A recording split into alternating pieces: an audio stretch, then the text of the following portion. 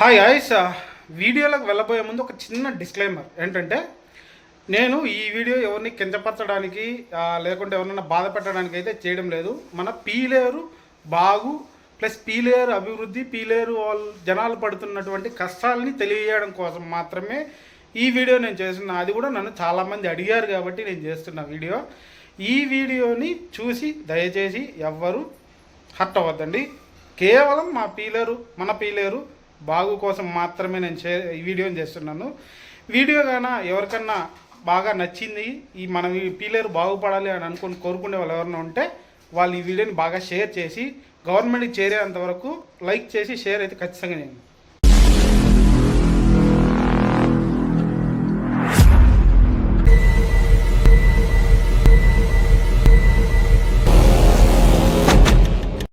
Hi guys, ముందుగా open చేసే వీడియోని ఇది మన పీలేరు క్రాస్ రోడ్స్ అనమాట. మీకు తెలిసిందే, అటు ఇటు తిరుపతి రోడ్డు, మదనపల్లి రోడ్డు, ముందుగా వెళ్తే మన కడప రోడ్డు వస్తుంది. ఇదైతే చిత్తూరు రోడ్డు అనమాట. Piler Chittoor national highway. ఇక్కడ మ్యాటర్ ఏంటంటే, ఇక్కడ మీరు చూస్తున్నటువంటి రోడ్డు దాదాపు ఇది స్టార్ట్ చేసి 3 ఇయర్స్ అయింది. 3 ఇయర్స్లో గవర్నమెంట్ పర్మిషన్ ఇచ్చేసింది, అమౌంట్ శాంక్షన్ చేసింది, కాంట్రాక్టర్లను సెట్ చేసింది, అన్నీ సెట్ చేసేసి లాస్ట్ గవర్నమెంట్, అది వైఎస్ఆర్సీపీ గవర్నమెంట్, అన్నీ సెట్ చేసి కాంట్రాక్టర్లకు అప్పచెప్పితే వాళ్ళు చేసిన పని ఏంటంటే 3 ఇయర్స్ నుంచి దీన్ని ఇలాగే పెట్టారనమాట. ఇప్పుడు మీకు చూపిస్తున్న ఈ బ్రిడ్జ్ అయితే 2 ఇయర్స్ అయింది. 2 ఇయర్స్ నుంచి అది వేసినారు, అక్కడికి స్టాప్ చేసినారు అంతే. ఇప్పుడు మీకు చూస్తున్నారు కదా, లారీ వెళ్తుంది. లారీ వెళ్ళేటప్పుడు ఎంత దుమ్ములు వేసిందో చూసారా? అసలు ఈ రూట్లో ప్రయాణించాలంటే నాలాంటోడికి, నా ఏజ్ ఆల్మోస్ట్ ఒక 34-35 ఉంటుంది, నాలాంటోడికే కార్లో వెళ్ళాయంటే నడుముల నొప్పులు వస్తాయి, బైక్లో వెళ్ళాయంటే కాళ్ళ నొప్పులు వస్తాయి. ఎందుకంటే గేర్లు బ్రేకులు వేసి. అలాంటిది ఆటోలు తోలే వాళ్ళ పరిస్థితి ఎలా ఉంది తెలుసా? పాపం నిత్యం వందలాది మంది ఆటోలు తోలుకుంటూ పోతుంటారు ఇక్కడికి, ఇందిరమ్మ కాలనీకి, ఈ ప్లేస్కి. ఎందుకంటే వాళ్ళ జీవనాధారం అదే. ఎంతోమంది ప్రజల్ని Piler to Indiramma colony, Indiramma colony to Piler అయితే ట్రాన్స్పోర్ట్ చేస్తుంటారు అనమాట ఈ ఆటో, షేర్ ఆటో నడుపుకునే వాళ్ళు. అలాంటిది వాళ్ళ సిచ్యువేషన్ నేను చాలాసార్లు అడిగి కనుక్కున్నాను. ఏంటంటే, మేము ఈ రూట్లో ఆటోలు తోలడం వల్ల ఎలా ఉందంటే మా పరిస్థితి, ఆటోలో ఎక్కడి పాటలు ఎక్కడ లూజ్ అయిపోతున్నాయి. ఒక్కొక్కసారి మేము కానీ ఈ ఆటోలను తీసుకెళ్ళి రిపేర్కి వెళ్ళామంటే దాదాపు ఖర్చు చాలా సుమారుగా వస్తుంది మాకు. అంతటిని మేము బేర్ చేయలేకున్నాము. అసలు ఈ రూట్ వేస్తున్న వాళ్ళు ఎవరో కానీ ఇంత దారుణంగా వేసి పెట్టారు, ఎందుకు వదిలేశారు ఈ రూట్ని ఇలాగే అని చెప్పి చాలా మొత్తుకున్నారు నాతో. నేను దాదాపు 2-3 డ్రైవర్లను అయితే అడిగి కనుక్కోవడం జరిగింది.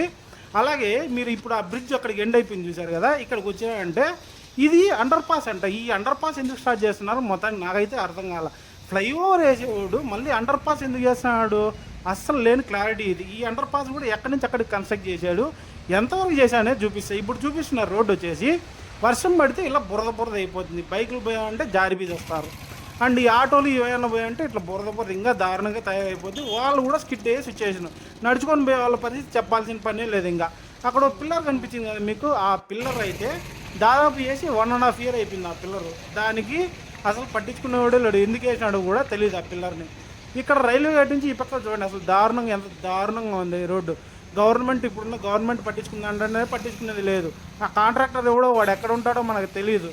ఈ పిల్లర్ వేస్తే సంవత్సరం అయింది, దీనికి ఎవడు అసలు ఎందుకు వేసినారు, ఏం చేస్తున్నారు అనే క్లారిటీ ఏమాత్రం లేదు.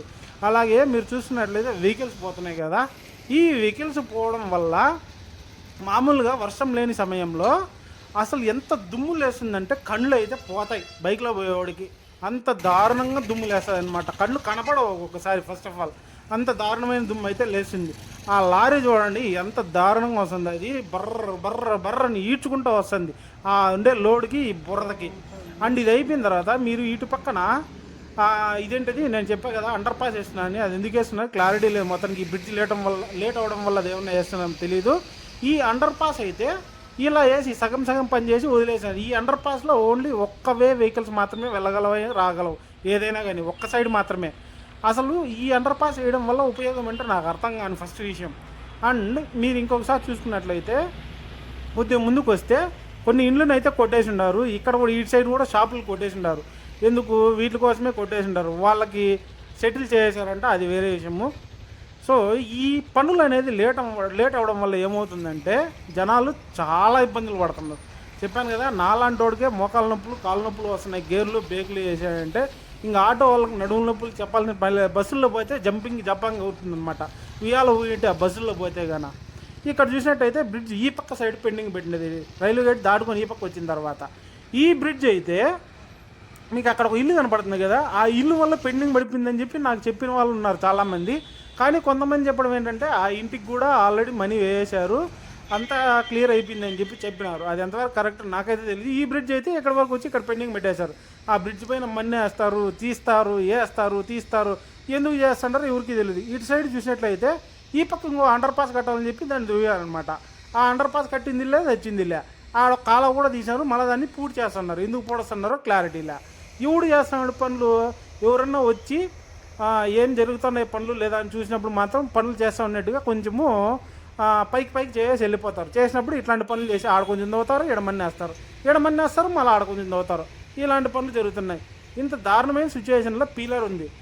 ఇప్పుడు వచ్చిన గవర్నమెంట్ ఏమన్నా దీన్ని పట్టించుకొని కొంచెం పనులు వేగంగా జరిగేటట్టు ఏమైనా చేస్తుందా అని చెప్పి ఎదురు చూస్తున్నారు చాలామంది. కానీ ఇప్పటి వరకు పట్టించుకున్న దాఖలాలు అయితే నాకు కనపడనట్టు లేవు. ఒకవేళ గవర్నమెంట్ పట్టించుకొని కొంచెం పనులు వేగవంతం చేయటైతే ఆ కాంట్రాక్టర్ను పట్టుకొని బాగుంటుంది. ఈ రోడ్డు చూసినట్లయితే మీరు చూడండి ఎంత దారుణంగా ఉందో. దుమ్ము ఎంత లేస్తుందంటే ఇక్కడ కాళ్ళు చేతులు అరిగిపోతాయి అన్నమాట డ్రైవర్లు తోలే వాళ్ళకి. బ్రేకులు గేర్లు వేసేటప్పుడు ఆ దుమ్ములు వేసేటప్పుడు కళ్ళల్లో పడి జనాలకి కళ్ళు ఉండేవి పోతాయి ఖచ్చితంగా. ఆ బురద చూడండి ఒకసారి, వాన అయితే పడింది, ఆ బురద చూడండి ఎట్లుందో, స్కిడ్ అయ్యేది గ్యారంటీ బండ్లలో పోయేవాళ్ళు. ఇంత దారుణమైన సిచ్యువేషన్లో మన పీలేరు అయితే ఉంది. అయ్యా గవర్నమెంట్లో ఉన్న వాళ్ళు ఎవరైనా సరే ఈ వీడియో చూసినట్లయితే కాస్త స్పందించి మా ఊరికి ఈ బ్రిడ్జిని కొంచెం తొందరగా పని అయ్యేటట్టు చూడండి అయ్యా స్వామి. జనాలు అల్లాడిపోతున్నారు ఈ ఒక్క బ్రిడ్జ్ వల్ల. అంతేనా? మీకు ఈ వీడియో చూసే వాళ్ళు ఎవరైనా ఉంటే కొంచెం ఈ వీడియోని గవర్నమెంట్కి రీచ్ అయ్యేంత వరకు షేర్ అయితే చేయండి భయ్యా. షేర్ చేస్తేనే మన పీలేరుకి ఏదైనా మంచి పనులు జరుగుతాయి. మంచి కావాలనుకునే వాళ్ళు ఖచ్చితంగా షేర్ చేస్తారు అంతే.